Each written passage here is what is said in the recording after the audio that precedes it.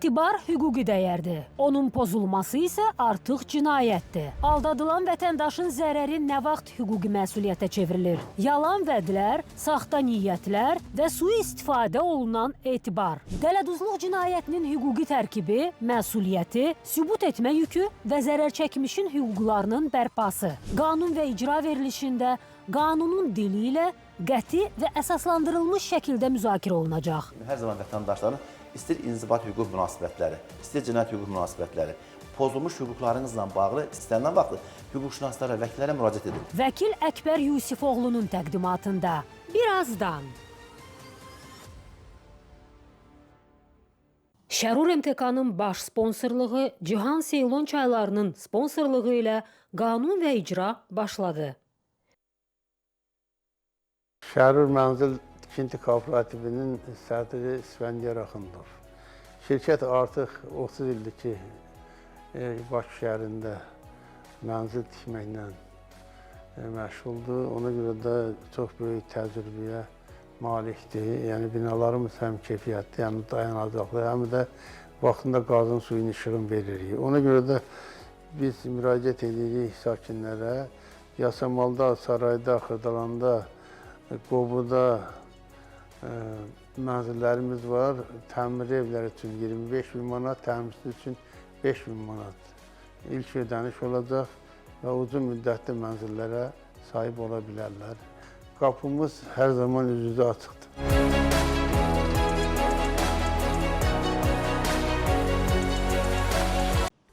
Yüzillərdir çay deyəndə ağıla Şri-Lanka gəlir və Şri-Lankanın Cihan Toqazal çayları artıq ölkənin hər yerində sizə təqdim olunur.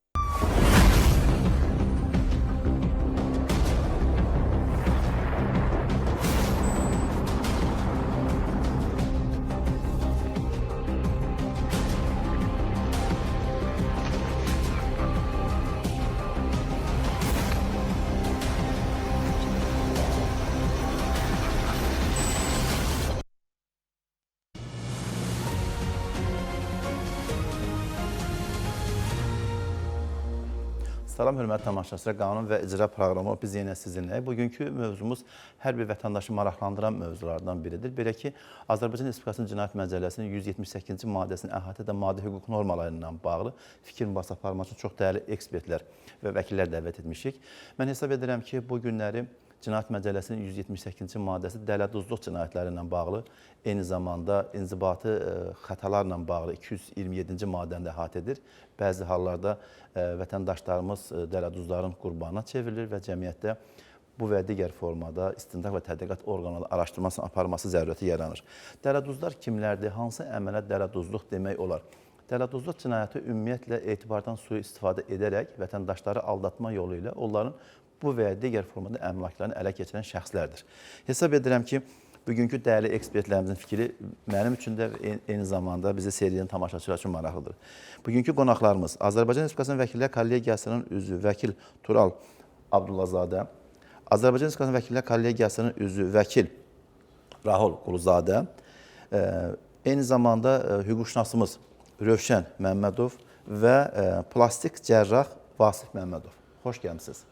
Bugünkü verilişimizə doktor Vasif müəllimi dəvət etməkdə məqsədim ondan ibarətdir ki, bugün cəmiyyətimizə sosial şəbəkələr üzərində özlərini həkim kimi təqdim edən bir neçə insanlar vardır ki, vətəndaşları aldadıb, onların etibarından sui-istifadə edib, onları cərrahi əməliyyatına məruz qoyub, onlara qarşı dələduzluq edir və diplomu, lisenziyası, eyni zamanda ümumi cərrah adı ilə digər o bədən şəkilləndirmə, eyni zamanda bu sahəni doktorunuz danışar. Doktorunuz danışar, daha yaxşı olar. Tural müəllim, xoş gəlmisiniz. Xoş gördük. Tural müəllim çox dəyərli vəkillərimizdən biridir. Eyni zamanda Bakı şəhər 20 saylı vəkil bürosunun vəkilidir. Mən hesab edirəm ki, bu sahədə Tural müəllimin özünün də bəzi məqalələri var ki, hansı məqalələr işıq üzü görür, kitab müəllifidir. Ona görə də hesab edirəm ki, Tural müəllimin fikri bizim üçün önəmlidir. Tural müəllim, buyurun. Xoş gördük. Çox dəyərli və önəmli, aktual bir məsələyə toxunmuşuq bu günlərim. Dələduzluq məsələsi. Ümumiyyətlə elmi texnoloji inkişafla birlikdə, texnoloji yeniliklərlə birlikdə sosial şəbəkə fırıldaqçılığının, ümumiyyətlə dələduzluğun, kiber dələduzluğun geniş vüsət almasının şahidi oluruq. Yəni inkişaf mərhələsində Bəli, yaşayır. inkişaf mərhələsində və son dövrlər müxtəlif formalarda, məsələn, viza düzəltmə adı ilə, pensiya və yaxud da sosial müavinət düzəltmə adı ilə, tikinti şirkətləri ev tikmək adı ilə, xaricə səyahət, xaricə səfərlərin təşkil edilməsi. Hətta təhsillə də bağlı. Bəli, təhsillə də bağlı, plastik cərrahiyyə ilə bağlı və digər sahələrdə. Ora əlavə edək, o cəmaət bilsin də, vətəndaşlarımız işə düzəltmə adı ilə də bu günləri problemlər yaşayırlar. Bəli, işə düzəltmə adı ilə də demək dələduzluqlar edilir və bununla necə mübarizə aparmaq olar, bunun qanuni yolları nələrdir, vətəndaşlar nələri bilməlidirlər, nələr barəsində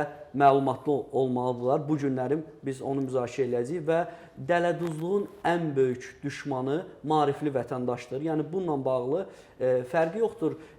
İxtisaslı kadrsan, deyirsən, ali təhsillisən, deyirsən, hər kəs dələduzluğun qurbanı ola bilər. Çünki bunun əsasını yalan vədlər təşkil edir. Yəni burada sadə vətəndaş oldun və yaxud da hər hansı bir vəzifə sahibi oldun. Həmin maddənin dispozisiyasına Turan müəllim, dispozisiyasına qeyd olur. Etibardan sui-istifadə etmək. Bəli. Yəni, hər şey ona etibar edirsən. Bəli, aldatma və etibardan sui-istifadə etməklə başqasının əmlakını və yaxud da əmlakına olan hüquqlarını əldə etmə burada cinayətindən söhbət gedir. Yəni bunun əgər ağır dərəcəsi olduqda bu artıq cinayət hesab olunur, yüngül olduqda isə bu xırda talama kimi inzibati xəta hesab olunur və inzibati demək məsuliyyətə cəlb olunur şəxs.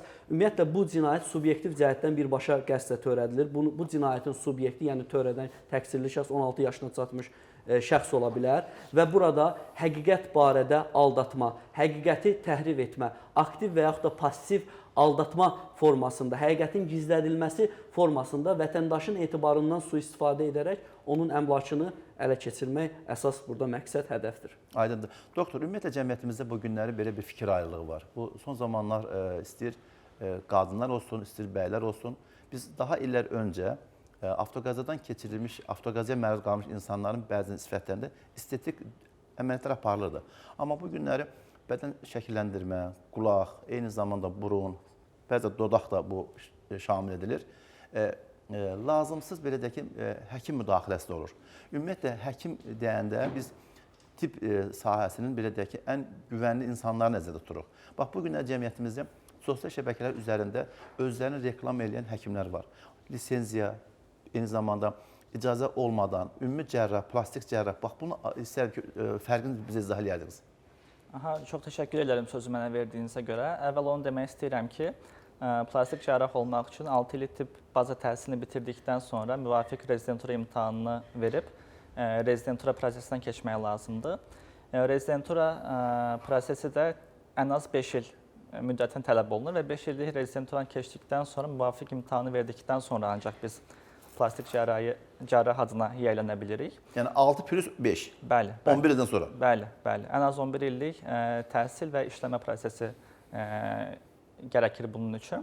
Təbii ki, biz rezidentura prosesində həkim olaraq fəaliyyət göstəririk, əməliyyatlar eləyirik, müalicələr eləyirik. Təbii ki, amma bunların hamısı müvafiq sahənin mütəxəssisləri, daha əvvəl bu titulu almış professorlar və dosentlərin belə deyim, gözətimi və ya müşahidəsi altında olur. Ondan sonra isə müvafiq imtahanı verdikdən sonra plastik cərrah adına yiyələnə bilirik biz. 2024-cü ildə Nazirlər Kabinetinin qərarına əsasən plastik, estetik və rekonstruktiv cərrahiyyə tək bir nomenklatura altında təyin edilmişdir. Yəni hal-hazırda plastik cərrah olaraq fəaliyyət göstərmək üçün həm baza tibb təhsilini bitirmək, eyni zamanda rezidentura təhsilini bitirib müvafiq ünvanı almaq lazımdır.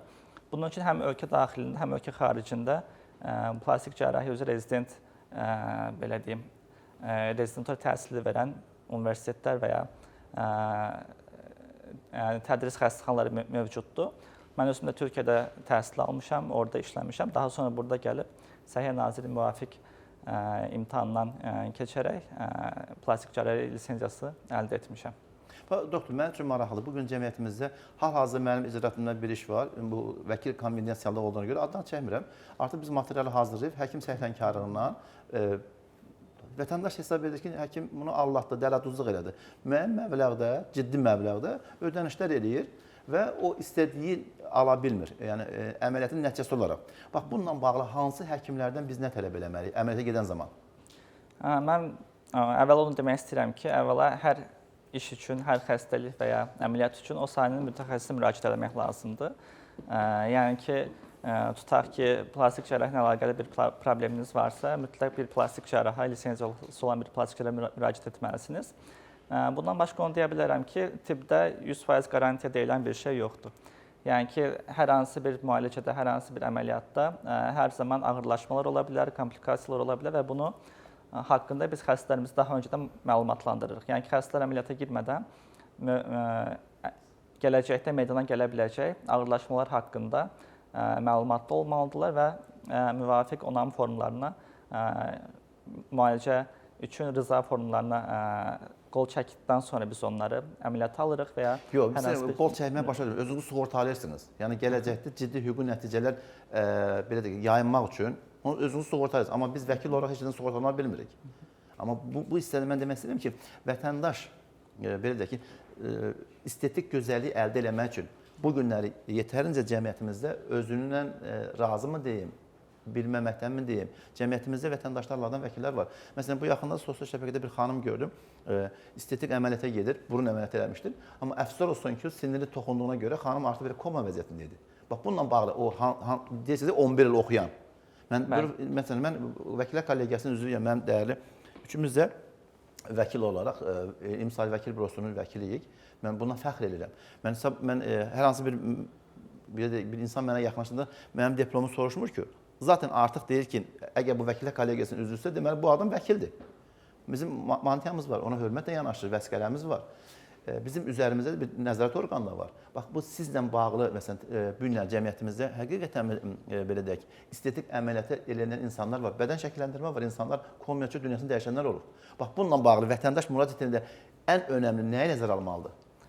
Ən önəmli nəzərə alınmalı olduğu şey müraciət etdiyi həkimin həqiqətən bu ixtisasa sahib olmadığını yoxlamalı. Bunun üçün müvafiq Səhiyyə Nazirliyinin lisenziyalarını istəyə bilər. Bunu da hər bir plastik cərrah və hər bir həkim vətəndaş istədiyi zaman bunu göstərə bilməlidir və ya bunu deyə bilməlidir. Onu demək istəyirəm. O əməliyyatdan sonra təbii ki, ağırlaşmalar ola bilər. Bu hər əməliyyatdan sonra mümkündür. Bunun üçün ən vacib olan şey xəstələrin bu haqda əməliyyat öncəsində məlumatlanmasıdır. Yəni ki, yenə deyirəm, tibbdə qarantiya deyilən 100% çox yaxşı olacaq və ya nə bilim, hər şey çox yaxşı olacaq, heç bir problem yoxdur deyən həkimlərdən uzaq durmaq lazımdır. Çünki tibbdə heç bir şeyin qarantiyası yoxdur. Çox sağ olun, minnətdaram. Bax, bu dəyərli fikrinizə görə. Rahman, xoş gəlmisiniz. Çox sağ olun. Rahman, ümumiyyətlə, bax, bu dələduz cinayətlə bağlı icraatımızda yetərincə işlər var. Onsuz da biz vəkillik konvensiyaları hər zaman qoruyuruq. Bu dələduzluq cinayətindən bu qədər biz qanun və icra proqramı olaraq bizə yaradılan şəraitə görə ALB kanalının rəhbərliyi minnətdarımı bildirirəm. Eyni zamanda Vəkillər Kollegiyasının rəisiyyə heyətinin sədri Anar müəllimə də minnətdarımı bildirirəm.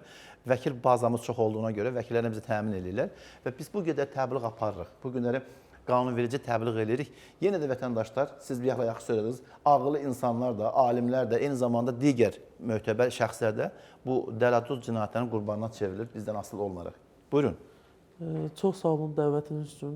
Mən də öz növbəmdə qeyd etmək istəyirəm ki, dələduzluq cinayətləri ümumiyyətlə Konstitusiyamızın 13-cü maddəsinə əsasən mülkiyyətimiz toxunulmazdır. Amma mülkiyyətimizə qarşı xeyli cinayət növləri vardır ki, bizə qarşı törədilir. Hesab edirəm ki, dələduzluq cinayətləri də bu cinayətlərin demək olar birincisidir. Dələduzluq cinayətləri bizdə nəyə görə? Adam göz içinə baxa-baxa danışır da və əmlakda aparır. Bəli. Oğurluq, yəni başa düşdü, adam səhlənkarlıq edir, gizlin talamadır. Bəli. Sadəcə dələduzluq cinayətlərini digər mülkiyyət əleyhinə olan cinayətlərdən fərqi ondan ibarətdir ki, burada zərər çəkmiş şəxs könüllü olaraq qarşı tərəfin yalan vədinə, yəni inanaraq, onun dələduzluğunun qurbanı olaraq öz əmlakını könüllü surətdə digər şəxsə təhvil verir. Bu da dələduzluq cinayətlərini digər mülkiyyətə qarşı olan cinayətlərdən fərqləndirən əlamətlərdən biridir. Sadəcə olaraq bizdə insanlarda müxtəlif, məsələn, hüquqların növlərinə və yaxud da belə deyək, hər hansı bir əlavə qazanc mı deyim, əlavə əmlak əldə etmək niyyəti ilə ola bilər. Şəxslər daha çox istəyi bizdə dələduz şəxslərə qarşı inamı, etibarı daha da artırır, sevgi artırır onlara qarşı. Ona görə də bizdə bu tipli cinayətlər çoxluq təşkil edir. Əlavə olaraq qeyd etmək istəyirəm ki, dələduzluq cinayətləri bəzən konkret olaraq 90% pul üzərində qurulur. Ona görə də bəzən borc tələbi ilə bizdə dələduzluq cinayətləri demək olar qarşılaşdırılır. Yəni həqiqi niyyəti pərdələmək üçün? Bəli. Borc tələbi kimi. Hətta mən öz təcrübəmdən bir şey qeyd etmək istəyirəm. Konkret olaraq bir şəxs digər şəxsə qarşı dələduzluq cinayəti törətmiş. Bir müddət sonra onu pərdələmək üçün notarial qaydada borc müqaviləsi bağlamışdır. Və bu hüquq mühafizə orqanlarında araşdırılan zaman o borc müqaviləsinin olduğuna görə bunu sırf cinayət işi başlama rədd olunmuş və mülki mübahisə olduğu üçün məhkəməyə müraciət eləmə hüququ izah olunmuşdur mülki qaydada. Aydın. Sadəcə ilk növbədə biz dələduzluq cinayətlərində törədən şəxsin ilk növbədə onun xarakterini, belə deyək, əvvəlcədəndən düşüncəsini yəni ortaya qoymalıyıq ki, onun bu xüsusiyyəti dələduzluq formunu yaradırmı, yoxsa mülki xarakterdir? Amma Raul müəllim, mən bir şey qeyd eləmək istəyirəm. Elə Tural müəllim də yəni fikrini söyləyə bilər. Bəzi hallarda istinaq və tədqiqat orqanlarında həqiqi niyyətin bu borc müqaviləsinə pərdələyəndə hüquq mühafizə orqanları bəzi hallarda ona üstünlük vermir. Rövşən müəllim, xoş gəlmisiniz. Rövşən müəllim bizim gənc hüquqşünasımızdır. Bakı Dövlət Universitetinin səhv eləmirəmsə 24-cü ildə bitirmisiniz, hə? Biraz məhkəmə təcrübəsi var. İnşallah vəkilliyə hazırlaşır. Allah ömür versin. Biz sizi sıralarımıza görməyi arzusuyla. Ümumiyyətlə, təhsil aldığın dövrdə bəzi tələbələr var ki, özünü mülki sahədə görmək istəyir, bəzən cinayət sahəsində görmək istəyir. Öncə də proqramdan əvvəl də Turan müəllimə danışdı ki, məsələn, elə vəkillər var ki, istəyir ki, formalaşsın. Ümumiyyətlə, hüquqşünas kimi özünü harda görürsən və bugünkü mövzumuzla bağlı? Çox sağ olun mənə söz verdiyinizə görə. Hüquqşünas olaraq özümü cinayət sahəsində daha çox marağım var. O sahədə işləmək istəyirəm. İnşallah gələcəkdə o sahə üzrə özümü inkişaf etdirirəm, oxuyuram. Bu məhkəmə... Bugünkü mövzumuzla bağlı, bəli. Bəli, məhkəmə təcrübəmə əsasən çox olub belə cinayətlər. İndiki dövrdə də çoxdur. Kiber hücumlar da çoxdur, kiber cinayətlər də indiki dövrdə daha çox olub. Yəni, belə deyək, cinayətin o növü günləri belə deyək, aktualdır. Bankdan və bank kartlarından... Bəli, istər dünyada, istərsə də Azərbaycanda çox doğru vurğular. Bəli, kiber sahədə dələduzluq artmışdır. İndiki dövrdə daha çox alıb. Əsas vətəndaşın öz çalışmalıdır ki, özünü bu dələduzlardan qorusun. Ona görə biz danışmalıyıq ki, məlumatlandırmalıyıq. Bizim belə deyək ki, hüquqşünas kimi, vəkil kimi bizim ən böyük missiyamız ondan ibarətdir bu qanun və icra proqramında. Vətəndaşlar həm məlumatlandırılmalıdır, həm də maarifləndirilməlidir. Buyurun, Turan müəllim. Çox demək, önəmli bir hissəyə toxundunuz, maarifləndirmə məsələsi. Məsələn, praktikada deyirəm, bununla bağlı özümün də bir müsahibəsi və videosu var. Ümumiyyətlə, dələduzlar iki cür olur. Mənim, yəni bu şəxsi yanaşmamdır və təcrübəmə əsasən. Müqaviləli dələduzlar və müqaviləsiz dələduzlar. Bunlar necədir? Müqaviləsiz dələduzlar... Ora əlavə elə, rəsmi və qeyri-rəsmi. Bəli, yəni müqaviləli dələduzlar necədir? Dələduzların bir növü o qədər professionallaşır ki və o qədər kamuflyaj olunur ki, onları aşkara çıxartmaq qeyri-mümkün olur və bəzən əməllərini dediyiniz kimi uydurma və saxta əqlər əsasında pərdələyə bilirlər. Məsələn, bu adətən bir çox hallarda tikinti şirkətlərində mən buna rast gəlmişəm ki, evi bir neçə nəfərə satırlar və s. və yaxud da deyirlər ki, sənə Qobu qəsəbəsində, Xoca Həsəndə ev tikəcəm və s. adı ilə 30 min, 40 min pul alır və başlayır şey eləmək. Bir müddət sonra artıq həmin demək, dələduz yoxa çıxır. Ancaq həmin vətəndaş həmin şəxsə qarşı, yəni ona qarşı dələduzluq törədən şəxsə qarşı heç nə eləyə bilmir. Nəyə görə? Çünki o əməlini müqavilə əsasında pərdələyir. Yəni bunu adətən müqavilə bağlayan dələduzlu adətən məsuliyyətdən yayınmağı daha öncədən fikirləşir, beynində qurur, subyektiv cəhətdən birbaşa qəsdən, vahid qəsdən əhatə olunan bir əməllə qabaqcadan öz əməlini pərdələmək üçün müqaviləyə üst tutur və vətəndaşla müqavilə bağladığı üçün bu Avropa Konvensiyasının və bizim yerli qanunvericiliyə əsasən heç kəs müqavilə öhdəliyini icra edə bilmədiyi üçün, azadlıqdan məhrum edilmədiyi üçün bunu əsas tutaraq əqdi pərdələyir və öz əməlinə, yəni öz çirkin əməlinə nail olur. Aydındır. Bizim bir tamaşaçı var, bizdən maraqlanır və Quba rayonundan. Buyurun, Afər müəllim. Buyurun, alo. Hər vaxtınız xeyir. Alo, buyurun. Mənim mən 2016-cı ildə belediyə müraciət eləmişəm torpaq almağa görə. Bəli, 1200 manat dövlət üzümü ödətdiriblər mənə. bəli. Bu neçə illər müddətində mən həmin o yeri rəsmiləşdirməyib mənimlə. Tekrar 2025-ci ildə həmin yer üçün əlavə 1450 manat tekrar pul ödətdiriblər mənə. İndi o 1200 manatı dəfələrlə icraya getmişəm, başqa orqana müraciət etmişəm. Həmin o pulu ala bilmirəm, geri ala bilmirəm 1200 manatı. Aydındır, aydındır. Sualınız aydındır. Mən belə başa düşdüm ki, bələdiyyədən torpaq almaq 2016-cı ildə, amma 2007-ci ildən bu torpağın alqı-satqısı hərrac məsələsindən gündəmə gəlmiş. Son zamanlarda bilirsiniz, bələdiyyələr artıq torpaq satmaq hüququ məhdudlaşdırılmışdır. Buyurun, əlavələriniz varsa, deyir, pul ödəmişəm, pul ala bilmirəm. Sübut etmək yükü hər bir halda vətəndaşın üzərinə düşür. Bəli, bəli. Hesab edirəm ki, burada elə konkret olaraq bugünkü mövzumuza aid hissələr, yəni dələduzluq hiss edirəm. Çünki həqiqətən də 2007-ci ildən sonra bələdiyyələrin şəxsən bələdiyyə fondunda olan torpaqları satma hüquqları məhdudlaşdırılmışdır. Ona görə də hesab edirəm ki, bəli. Hesab edirəm ki, burada dələduzluq faktoru ortaya çıxmış olur. Buyurun, buyurun. Üzrlüsən, bir əlavəm olacaq. Vətəndaş bir məsələni qeyd etdi ki, mən pul vermişəm və s. məsələ. Ümumiyyətlə, vətəndaşlar unutmamalılar ki, dövlət orqanının əməkdaşları heç vaxt qanunsuz olaraq, yəni nağd şəkildə və s. hər hansı bir formada vətəndaşlardan pul almır. Əgər ödənişlər olursa, bu ümumiyyətlə torpaqla bağlı bələdiyyə ödənişləri var və daşınmaz əmlakın dövlət reyestrinə ümumiyyətlə klubca, yəni çıxarış alanda, daşınmaz əmlakın dövlət reyestrindən çıxarış alanda müəyyən ödənişlər var. O ödənişlər qanunidir və heç bir halda həmin dövlət orqanının əməkdaşının sizdən qanunsuz pul almaq ixtiyarı yoxdur. Əgər sizdən pulu hər hansı bir nağd formada, dövlət idarəsindən kənarda və yaxud da ki, dövlət idarəsi daxilində, amma qanunsuz yollarla alıblarsa, bunun dövlət əməkdaşlarına və yaxud da dövlətin özünün, dövlət orqanına heç bir aidiyyəti yoxdur. Birinci, bunu müəyyən eləmək lazımdır ki, bu ödənişin yəni mənbəyi nədir və onu müəyyən eləmək lazımdır birinci növbədə ki, siz kimə ödəniş eləmişsiniz? Aydındır. Bizim bir reklamımız var. Qısa aradan sonra biz verilişimizə qayıdacağıq.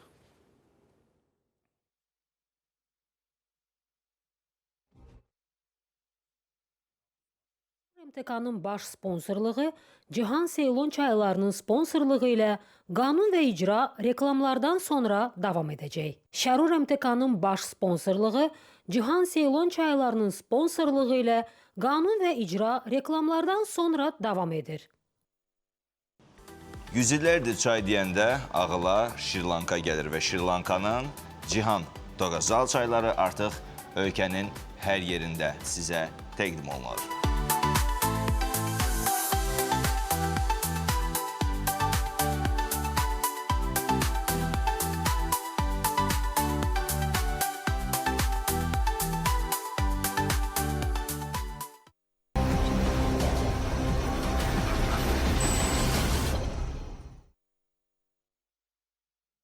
Biz yenə sizinlə verilişimiz davam edir.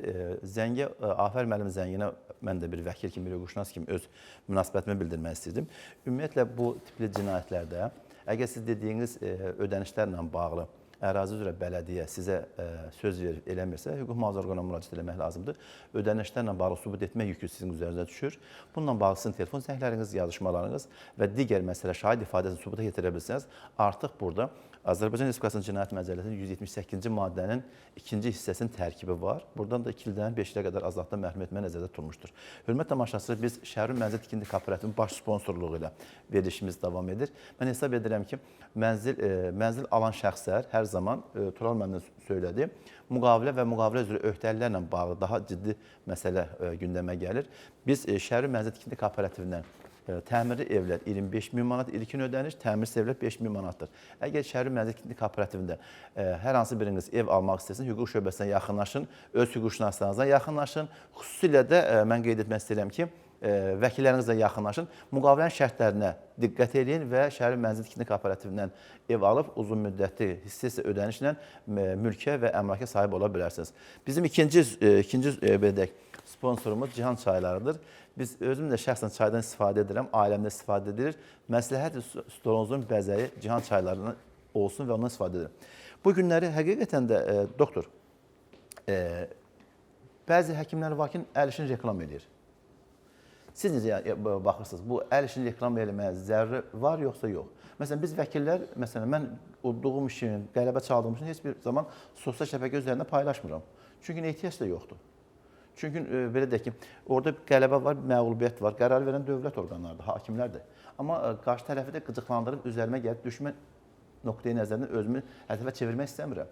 Bax, siz necə fikirləşirsiniz bir ziyalı kimi? Bugün cəmiyyətimizdə bədən şəkilləndirmə ilə bağlı burun və digər dodaq, qulaq, həm estetik əməliyyat adını belə qoyaq. Bununla bağlı yetərincə öz əl işlərini paylaşan həkimlər var.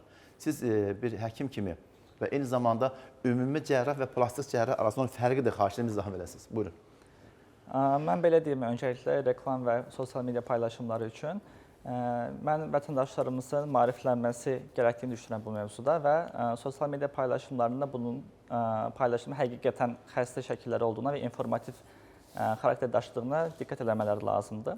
Çünki bəzən elə olur ki, əməliyyatdan öncə makiyajsız şəkil paylaşıram, əməliyyatdan sonraki şəkildə daha makiyajlı olur. Bu insanları çaşdıra bilər. Ona görə də xəstə paylaşımlarına baxacaqlarsa və ya həkimin əl işinə baxmaq istəyirlərsə, onun mütləq şəkildə əməliyyatdan biz hardan bilək ki, məhz o həkimin əl işləridir? Təbii ki, bunu yəni ki, sosial mediadan baxaraq bilə bilmərik. Ona görə hər zaman skeptik yanaşmaq lazımdır bu kimi paylaşımlara. Və ən əsasında ona diqqət eləmək lazımdır ki, filtr olmamalıdır, makiyaj olmamalıdır. İnsanların, belə deyim, algılarını və ya düşüncələrini təsir göstərəcək manipulativ vasitələr olmamalıdır. Bunlara diqqət etmək lazımdır. Və belə deyim, informativ məqsədlə məncə bu paylaşımlar hətta olmalıdır. Çünki bu dünya hər yerində var. Amerikada da var, Almaniyada da var və dünyanın bir çox ölkəsində informativ olaraq bu belə vəsaitlər paylaşılır. Amma doktor, mən bir şey də əlavə verim. Bəzi doktorlar var ki, məsələn, biz verişdə, yəni bütün Azərbaycan televiziyalarda Səhiyyə Nazirliyinin lisenziyası olmayan həkimlər iş verişə dəvət olunmur. Yəni sizin bu günləri biz belə deyək, bizim redaktor Zərifə xanım, sizin bütün o göstəricilərinizə, təsirinizə, eyni zamanda belə deyək ki, dövlət tərəfindən tanınan lisenziyanıza uyğun olaraq biz sizi dəvət edirik və cəmiyyətə nümunə kimi göstəririk ki, yəni bu günlər sizin kimi həkimlər həqiqətən də vətənə, xalqa, millətə xidmət edən həkimlərdir. Və sizin adınızı kölgə altına salan, sizin adınızdan, yəni Səhiyyə Ocağının adını istifadə edən dərəcəli həkimlər yetərincə var. Məsələn, bax, burada o xəstə gələndə o göstəricilər var. Olar, olmaz. Bax, bununla bağlı istəyirəm maarifləndirəsiniz vətəndaşlarımızı. Bu göstəricilərdə ən başda gələn göstərici Səhiyyə Nazirliyi tərəfindən verilən müvafiq lisenziya və şəhadətnamədir. İlk başda bunu istəyə bilərlər və dediyim kimi 2024-cü ildə qəbul olunmuş qərara əsasən artıq plastik, rekonstruksiya və estetik cərrahiyyə tək bir nomenklaturadır, tək bir sahədir. Başqa sahələrdən bura keçiş eləmək mümkün deyil. Yəni, ümumi cərrahiyyə də ayrı bir sahədir, qulaq, burun, boğaz və ya lor həkimliyi də ayrı bir sahədir, plastik cərrahiyyə onun kimi ayrı bir sahədir. Bunun üçün müvafiq rezidentura pilləsini tamamlamaq və müvafiq imtahanı verib o sahənin mütəxəssisi adına qazanmaq lazımdır. Və bundan sonra da Səhiyyə Nazirliyi müvafiq həkimə bu sahədə fəaliyyət göstərməklə bağlı lisenziya verir və bizim gördüyümüz bütün işlər, bütün müalicələr, əməliyyatlar da beynəlxalq protokollara əsaslanmalıdır. Təbii ki, xoşagəlməz hadisələr və ya ağırlaşmalar deyim ki, ola bilər. Bu hər əməliyyatdan sonra mümkündür. Bu haqda xəstə məlumatlanmalıdır əməliyyatdan öncə, bu əməliyyatdan sonra heç vaxt sürpriz olmamalıdır. Və müvafiq xoşagəlməz hallar yaşandığı zamanda mən hüquqşünas deyiləm, hüquqşünaslarımız var, Səhiyyə Nazirliyinin müvafiq ekspertiza qurumu var. Yəni ki, bu sahədə dəyərləndirilməlidir. Ümumiyyətlə, siz nəticələrlə bağlı deyirsiniz, Dünya Səhiyyə Təşkilatının protokolları. Ümumiyyətlə, əməliyyatdan sonra həkim nəzarəti hansı müddətdə olmalıdır? Müşahidə deyək də, müşahidə. Və bu günləri güvən yaradan həkimlər də var ki, onlar əməli dərəduzluq hallarda yetərincə olur. Biz onu şahidiyik. Hal-hazırda Raul bəylə mənim bir estetik əməliyyata məruz qalmış bir xanımın məhkəmə çəkişməmiz Allah qoysa ayın 13-dən başlayır bölgələrimizin birinin məhkəməsində. Bax bu müşahidə, həkim əməliyyatdan sonra müşahidə vaxtın və eyni zamanda o özünün güvən yaradan həkimlər barədə. Belə deyim, əməliyyatdan sonraki müşahidə müddəti hər əməliyyata görə dəyişir. Bəzi əməliyyatlardan sonra bir aylıq müşahidə kifayətdir, bəzilərindən sonra isə bir il və ya illərlə davam edən müşahidə proseslər davam etməlidir. Bunu əməliyyatın müddətinə görə və ya əməliyyatın möhtəviyyatına görə dəyişən bir şeydir. Əməliyyatdan öncə həkim müvafiq xəstəni olacağı əməliyyata görə müşahidə prosesi haqqında məlumatlandırmalıdır. Onun əməliyyatdan neçə gün sonra kontrola gələcəyini, bu kontrollar nə qədər müddət davam edəcəyini əməliyyatdan sonra xəstəyə bildirməlidir və eyni zamanda təqribi xəstəxanada qalış müddətini də bildirməlidir. Təbii ki, bəzən, məsəl üçün, öngördüyümüz qalış müddəti deyəlim ki, 2 gündür, amma bəzən bunu 3 gündən çıxara bilərik. Yəni ki, ona görə təqribi yatış müddətini xəstə bilməlidir və təqribi sağalma müddətini və kontrollarını da bilməlidir xəstə. Aydın. Röşən müəllim, buyurun. Doktor ilə danışır ki, belə mövzu içinə girdin. Bəli. Dələduz cinayətlərlə bağlı sizin də bir subyektiv fikriniz örgənək. Bu dələduz cinayətləri ilə bağlı indiki dövrdə cinayətlər yayılıb. Bu cinayətləri buna məruz qalmamaq üçün tövsiflər, belə təcrübədən, insanlar nə etməlidir ki, yəni belə bu cinayətlərin qurbana çevrilməsin? İnsanlar ayıq-sayıq olmalıdırlar, yəni diqqət yetirməlidirlər.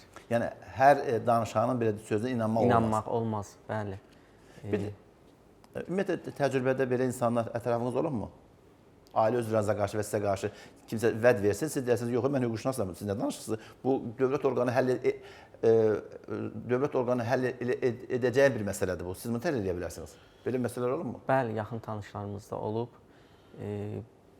Buna qarşı münasibət göstərir. Buyur, Rahul. Məsələmən varmı?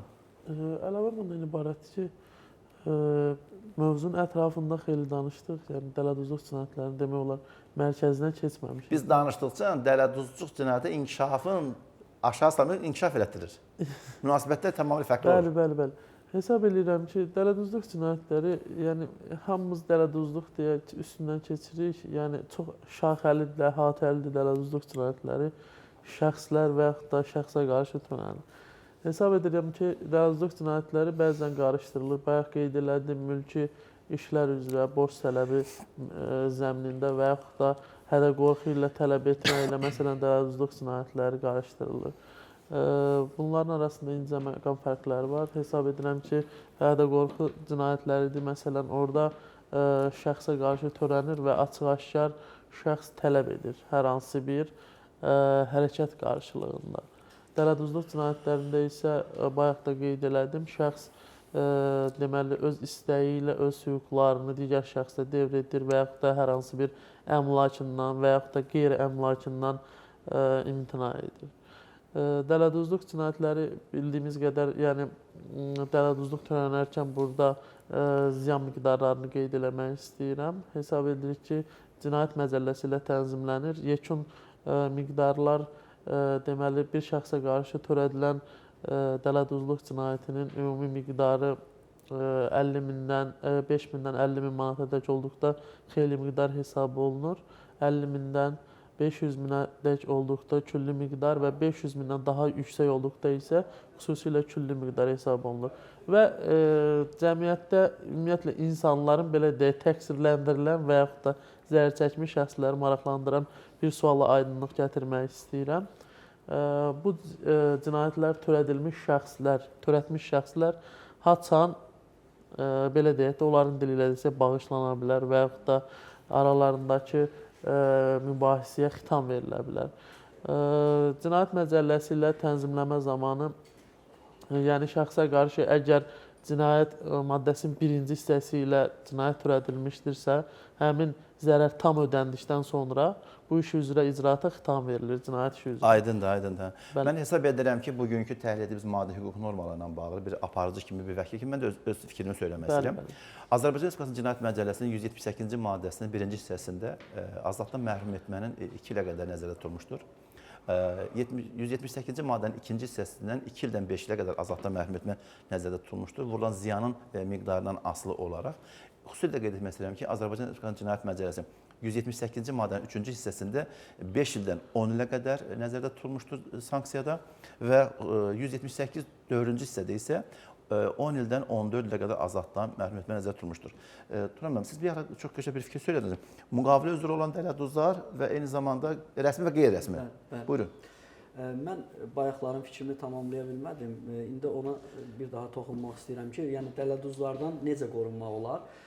Baxın, dələduzlardan qorunmağın ən yaxşı üsullarından biri, yəni bu günlərin artıq bütün yaşlı insanların əlində də, yəni müasir texnologiya var.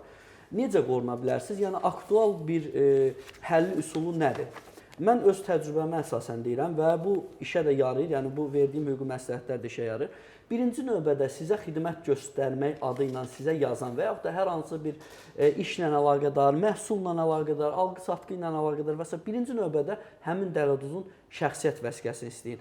Şirkətdirsə və yaxud da fiziki şəxsi sahibkarlıq fəaliyyətinin vönünü istəyin, xidməti vəsiqəsini, lisenziyasını istəyin, sertifikatını istəyin. Adətən dələduzluq eləyən şəxs dərhal qaçır. Yəni bu sadə dələduzlara aiddir, hansı ki professional yox, sadə dələduzlar dərhal onlardan şəxsiyyət vəsiqəsi istəyən kimi, hər hansı bir xidməti vəsiqə, hər hansı bir sertifikat istəyən kimi onlar qaçırlar, gedirlər. Amma Turan müəllim, burada bax vasitəçilər də var. O vasitəçilərlə əlaqə saxlayan Bəli, o vasitəçilər də artıq cinayətin iştirakçısı kimi gələcəkdə əgər təqsirləri sübuta yetərsə, onlar məsuliyyət daşıyır, o ayrı məsələ. Ancaq professional dələduzlar sənin şəxsiyyət vəsiqəni alıb başqasına ataraq dələduzluq edə bilər. Ben istəyirəm ki, bir onlardan qorunmaq fikrimiz daha çətindir. tamamlayaq. Məsələn, mənim icraatımda bir iş vardı, şərti olaraq. Hörmətli doktor mənə yaxınlaşırkən, mənim falan problemim var, onu həll etmək lazımdır. Gətirir, deyirəm ki, bunu Turan müəllim həll edə bilər. Nə qədər pul lazımdır? 50 min pul lazımdır. O pulu ona birbaşa vermir. Pulu verir mənə, mən sizə verirəm. Siz də bilirsiniz ki, telefon əlaqəsi yaradırsınız bir-birinizdən. Bilirsiniz ki, o işi siz görürsünüz, pul da sizə çatıb. Burada artıq gedib məndən şikayət edir. Deyir, mən onu tanımırım, siz onu caladınız. Belə bir fikrimiz var. Bəli. Mən o pulu ödəyirəm. Amma mən o pulu ondan ala bilmirəm. Dövlət mənə deyir ki, sən get zəhmət çək. Hüquq mühafizə orqanı dəfələrlə mən rast gəlmişəm. Deyir ki, doktorun pulunu sən qaytar, sonra ayrıca şikayət edərsən, biz oturan mənim pul alarıq. O pul da almaqda bu gündən sıfıra bərabərdir. Hörmətli Əkbər müəllim, bu zaman məsələdə, yəni cinayətin tövsifi dəyişir. Burada artıq qabaqcadan əlbir olmaqla bir qrup şəxs tərəfindən artıq dələduzluq əməli törədilir. Burada əsas məsələ nədir? Ümumiyyətlə cinayətdə 4 ünsur var. Cinayətin obyektiv, subyektiv, obyektiv cəhət, subyektiv cəhət. Burada əsas motiv önəmlidir ki, o vasitəçilik eləyən şəxsin həqiqətən də xəbəri var idimi ki, o birinci şəxs dələduzluq edirdi, yoxsa o da viktimdir, o da qurbandır. Əgər bax, o puldan bir baza götürmüş olsaydı, iki birin tərkibi yaranır. Əgər pul tam şəkildə çatdırırsa, o pulu mənə ödətdirirlər 73-cü maddə ilə. 2-1 vermirlər, onu axtarmırlar. Bəli.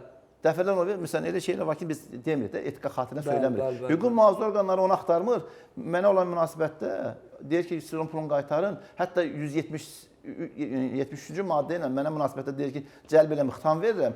Turanın başını sığallamış. Bu mənim azım hüquq mühafizə orqanlarıdır.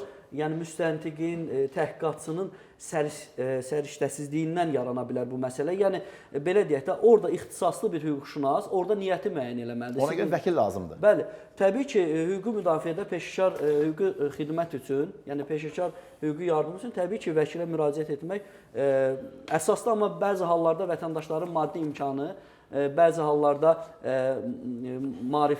maarifləndirmə siyasətinin düzgün həyata keçirilməməsi nəticəsində, yəni bəzən olur ki, vətəndaşın yəni pulsuz hüquqi yardım almaq hüququ olur, amma vətəndaş yəni düzgün maarifləndirilmədiyi üçün o hüququndan da istifadə edə bilmir. Təbii ki, vəkil burada önəmlidir, amma burada əsas məsələ nədir? Yəni burada professional dələduzlar başqasının şəxsiyyət vəsiqəsindən də istifadə edə bilər. Yəni ondan şəxsiyyət vəsiqəsini istəmək hələ sizi tam sığortalamır. Yəni artıq bu peşəkar dələduzlarda keçmir artıq bu. Mən xüsusilə qeyd etmək istəyirəm ki, buradan efir vasitəsilə bütün hüquq mühafizə orqanlarına öz minnətdarlığımızı bildiririk. Və tədqiqat və istintaq orqanında yetərincə dövlətə, millətə xidmət edən polis əməkdaşlarımız var. Ədalət mühakiməsini həyata keçirən məhkəmə işçiləri var.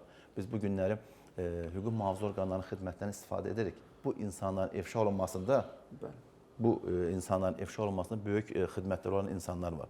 Məsələn, mənim hal-hazırda icraatımda bəzi işlər var ki, hüquq mühafizə orqanları yüksək səviyyədə, hətta məsləhətləşə buna nail oluruq. Hüquq mühafizə orqanları siz hesab edirsinizmi nə qədər əziyyətlər çəkir, dələduzların ifşa olunmasında, onların əsl niyyətini ortaya qoymasında.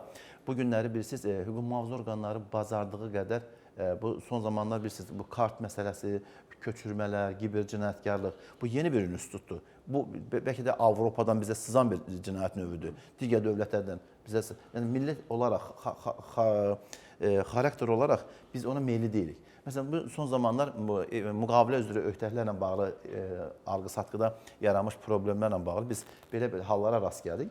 Yəni şükür olsun, Baş Prokuror yanına Korrupsiya İdarəsi bunları ifşa elədi və layiq olduğu cavabı belə deyək ki, cəzanı müəyyən elədilər məhkəmə qaydasında. Bu gündən cəmiyyətdə görürsünüz, kimi deyirsə mən deyir, mən loteriya oynayıram, piramida. Biz dəfələr çağırış edirik ki, bunlardan uzaq olun. Bunlara qoşulmayın. Bunların nəticə etibarilə haradasa qırılır, haradasa sınır, əlaqələr kəsilir, problemlər yaranır. O maliyyə piramidasına əlaqədar bir maarifləndirici bir məlumat da verim ki, maliyyə piramidasına qoşulan vətəndaşlar demək olar ki, pullarını geri ala bilmirlər. Nəyə görə? Çünki maliyyə piramidasının rəhbərləri adətən xaricdə olur, onların IP ünvanları və s. Bangladeşdə, Şri Lankada, haradasa bir yerdə, yəni dünyanın müxtəlif çirkli pulların yuyulduğu hər hansı bir ərazidə o saytı yaradırlar və vətəndaşların pullarını belə deyək, ələ keçirdikdən sonra o bir dənə saytı bağlamaqla yoxa çıxırlar. Artıq nə bizim istintaq orqanlarımız onları ifşa edə bilir, nə tapa bilirlər, nə hər hansı bir o cinayətin izləri qalır ki, bizim siz də qeyd etdiyiniz kimi peşəkar kadrlarımız var, yəni bizim kiber cinayətkarlıqla mübarizə idarəmiz var və s. Ancaq onlar da bunun qarşısında aciz qalırlar. Çünki onun müəyyən etmək demək olar ki, yəni çünki cinayətin törədiyi ərazi məsələsi var. Bəli, hətta Amerikanın CIA belə onları tapa bilməz. Yəni o dərəcədə çətindir bu dələduz, kiber dələduzla mübarizə aparmaq. Doktor, buyurun. Yekun söz olaraq, buyurun. Öncəliklə məni verilişə dəvət edildiyiniz üçün çox təşəkkürümü bildirirəm. Həm ARB kanalına, həm Səkbər müəllim. Yenə də xəstələrə məsləhət olaraq demək istəyirəm, günlük həyatlarında istifadə edə biləcəkləri aktual bir məsləhət olaraq ki, hər hansı bir sosial mediada gördüyünüz o öncəsi sonu şəkillərində mütləq diqqət edin ki, filtr olmasın, yəni manipulativ yönləndirmə olmasın, öncəsi və sonrası fərqdə açıq-aydın görülə bilir olsun və informativ xarakter daşısın. Yəni ki, siz ona baxdıqda nə öyrənirsiniz, nələr düzələ bilər, nələr düzəlməyə bilər, bunlar haqqında mütləq əməliyyatdan öncə həkimlə məsləhətləşin. Çox sağ olun, hər birinizə minnətdaram vaxtınızı ayırdığınız üçün. Mən hesab edirəm ki, bugündən qanun və icra proqramında xüsusilə də Cinayət Məcəlləsinin 128-ci maddəsinin həm dispozit, həm sanksiyasını yetərincə təhlil etdik. Sağ olun, hörmətli tamaşaçı. Gələn görüşlərə qədər Allah dövlətimizi və millətimizi qorusun. Şərur MTK-nın baş sponsorluğu, Cihan Seylon çaylarının sponsorluğu ilə qanun və icraya baxdınız. Şərur Mənzil Tikinti Kooperativinin sədri İsfəndiyar Axundov. Şirkət artıq 30 ildir ki, Bakı şəhərində mənzil tikməklə məşğuldur. Ona görə də çox böyük təcrübəyə malikdir. Yəni binalarımız həm keyfiyyətli, həm dayanacaqlı, həm də vaxtında qazın suyunu işığın veririk. Ona görə də biz müraciət edirik sakinlərə. Yasamalda, Sarayda, Xırdalanda, Qobuda mənzillərimiz var.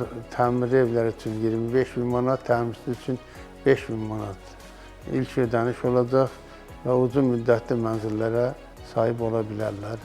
Qapımız hər zaman üz-üzə açıqdır.